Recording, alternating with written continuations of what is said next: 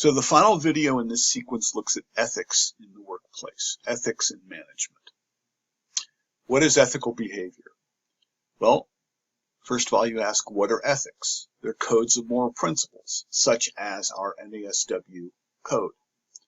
And they help us set standards of what is good and bad as opposed to what is right and wrong.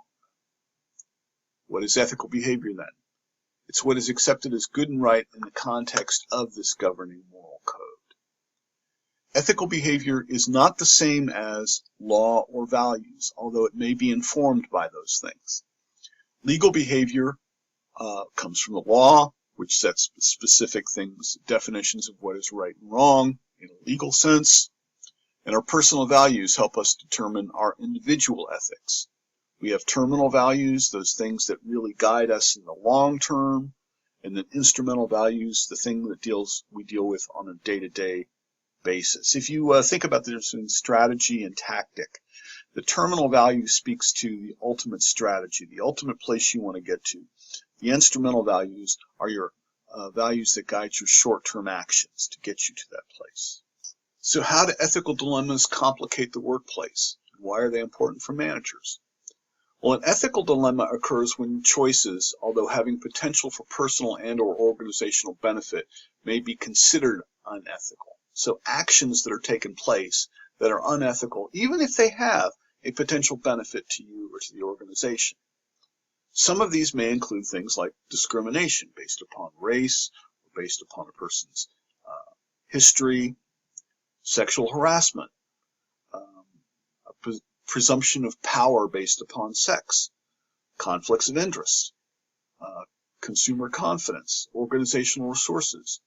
In all of these kinds of situations, various kinds of ethical dilemmas can come up, which can affect our ability to serve as an ethical manager.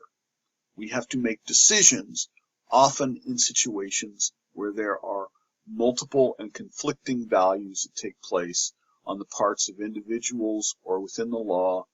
Ultimately, it comes down to make some kind of ethical choice. This chart, for instance, shows you all of the different kinds of things that can influence your ethical behavior as a manager.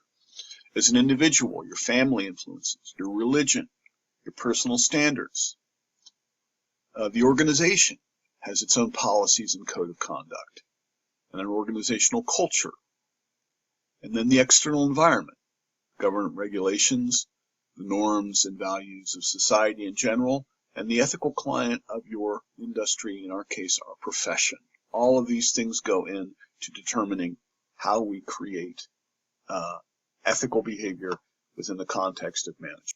Now let's assume that we are intentionally acting ethically whenever we possibly can. How can we maintain those standards in the context of all of these often competing issues?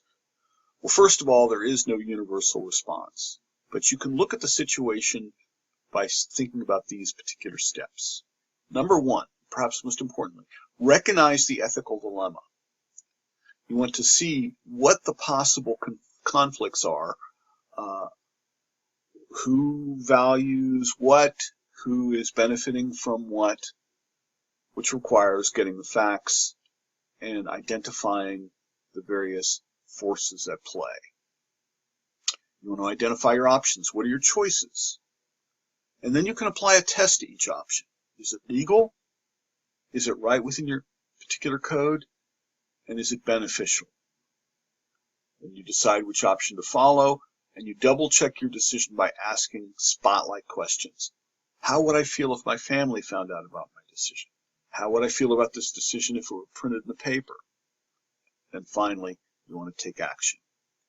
Maintaining these high ethical standards can also be extremely difficult. However, one way you can do this is get external guidance. You can provide and attend ethics training. You can establish and work within structured programs that help participants understand ethical aspects of decision-making. Every social work organization should consistently come back to understanding what is ethical and what is wrong. You can help people incorporate high ethical standards into their daily life. And you can help people understand the ethical issues when under pressure.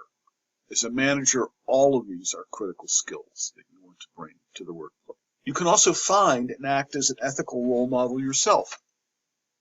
They've heard that expression, the fish stinks from the head down. I never quite understood what that meant, but the idea is basically top managers serve as ethical role models for their organization. All managers can influence the ethical behavior of the people who work for and with them. And excessive pressure, which is something we often experience in the social work situation, can foster unethical behavior. Consider, for example, if you're under an accreditation evaluation from the outside, and you have hundreds of cases of people that have not been brought up to date, and you have to get all your records straight. What do you do in those situations? Well, I can give you plenty of examples, absolutely none from personal experience, but plenty of examples of people who sit up late nights filling in charts from people who they have never seen in order to be compliant with the external regulators. That's wrong, it's understandable, but it's wrong.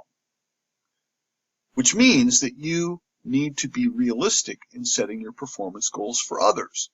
Now, sometimes this is difficult and we have to explain this to those on the outside. If we're not given enough resources to do our job correctly, ethical dilemmas are fairly likely to occur. But one of our jobs as a social work advocate should be making these issues clear to people on the outside. Further, how can we maintain these? We can use our codes of ethics. We have formal statements such as NASW, which provide us with values and ethical principles. We can look at issues where these kinds of things commonly occur, such as bribes and kickbacks, people giving us money for particular actions, political contributions, the honesty of our records, our relationships with those on the outside, and the confidentiality of our information. So all of these are useful tools that we can draw upon to make sure that our management style maintains a high degree of ethicality. This concludes this week's lectures. There's a following slide after this that has some information on assignments. Ignore that, that's for another class. This is it for this week.